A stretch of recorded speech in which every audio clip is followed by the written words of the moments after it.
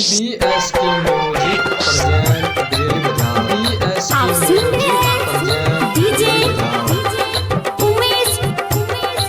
आप सुन रहे हैं शिवानी फिल्म्स की धमाकेदार प्रस्तुति। लड़की के छौरी के सखिया खोलना, लड़की के छौरी के सखिया खोलना, काय गो बातार तू रखना अच्छी बोलना, काय गो बातार तू रखना अच्छी बोलना।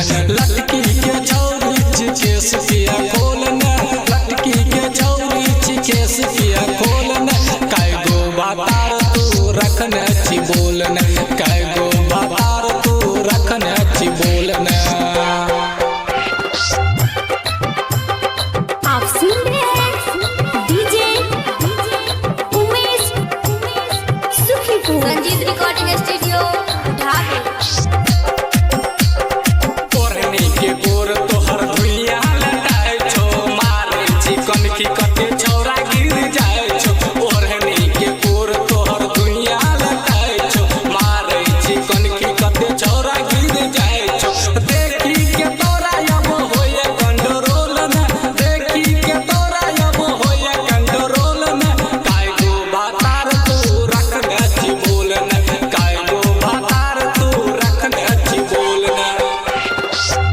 BS की म्यूजिक आप सुन रहे हैं बरेली बजा। DJ Umesh Sukhipur Ranjit recording studio Dhaka. Suit साला बार पर हाथ में रुमाल छो, लगन चल बिस्टी तोहर ठोर लाल लाल छो। सूट साला बार पर हाथ में रुमाल छो, लगन चल बिस्टी तोहर ठोर लाल लाल छो। देखी के तोरा अब होए कंट्रोल ना, देखी के तोरा अब होए कंट्रोल ना, काय गो बातार तू रखना अच्छी बोलना, काय गो बातार तू रखना अच्छी बोलना।